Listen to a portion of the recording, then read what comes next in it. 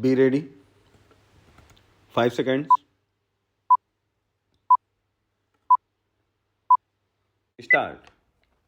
Mr. Deputy Chairman, Sir, I extend to this resolution my wholehearted support, though I wish he had extended its scope by incorporating within it two more services, but then I cannot deal with that subject now. You have assured me that the matter will be taken up on a subsequent occasion. I do not know when that subsequent occasion is likely to occur. Sir, I am grateful to the Home Minister for some kind words he has said about me in regard to my interest in this subject. No doubt for long I have been urging the necessity of creating more all India services. During the last 5 years or so, ever since that recommendation on the subject was made by the States Reorganization Commission, and during the last 1 year and a half, near about that time, I have been tabling resolutions on the subject twice or thrice, but they could not come up. Of course, as they say, there are higher forces that govern the destiny of things, and so far as Parliament is concerned, it is the government and the undisputed sway of the chair that govern the destiny of resolutions. Obviously, it was so ordained that this resolution should come up only now, and that too as a government sponsored resolution. Even as it is, I welcome it most heartily, and I feel enthusiastic and even jubilant about it. Sir, I sincerely congratulate the Honorable the Home Minister for the tact, the firmness, the strength, and the determination which he has shown in overcoming all the delicacies and difficulties which I am sure were there in his way. The opposition and unwillingness of the states were there initially. I know, and I also know, sir, that about a year ago, when I tabled a question on this subject, the then Home Minister told us that the government would be only too glad to have more all India services, but then the handicap in their way was that the states were not agreeable to it.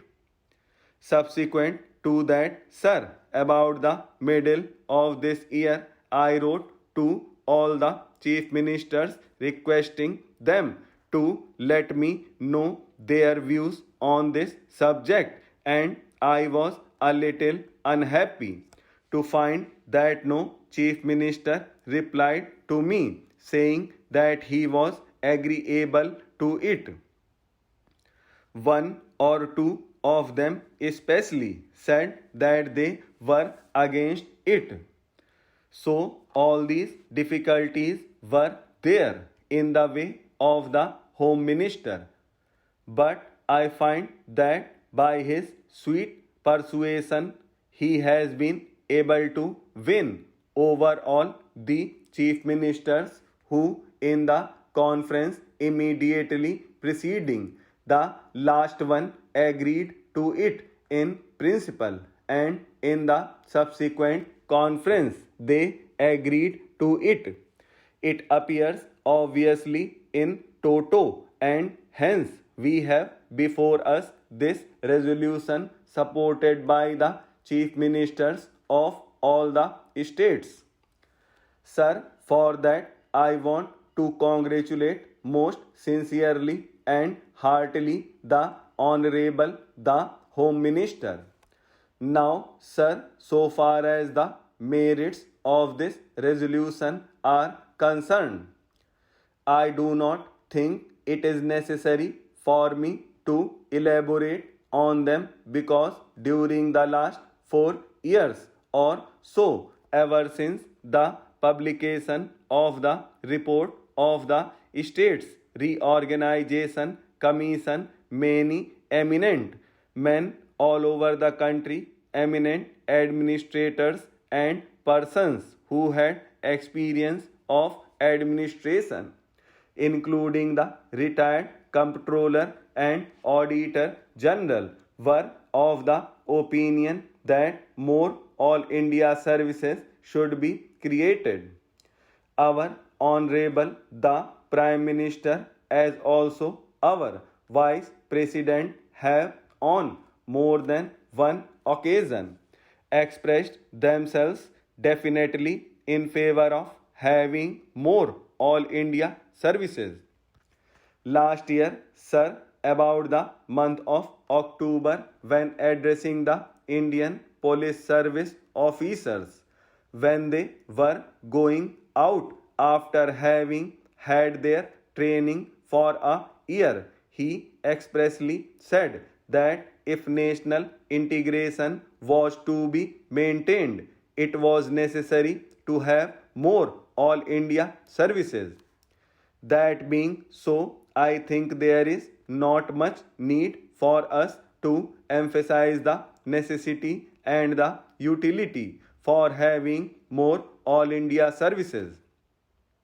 Sir, in the interest of efficiency and also in the interest of integrity, it is absolutely necessary that we should have these three all India services as also some others.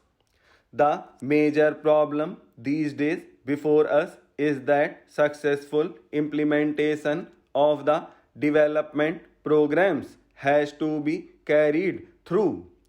It is not enough that we should have big schemes. It is not enough that we should allocate large sums for the implementation of those schemes. But it is necessary that we should have competent personnel to effectively implement our schemes so that in a short time we may be able to carry forward our country to economic prosperity all round.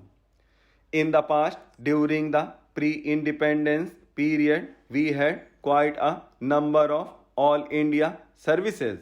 But then when we framed our constitution, we dispensed with the others, retaining only two. It appears to me that necessity has now arisen for reorganization of the all India services and to have more all India services.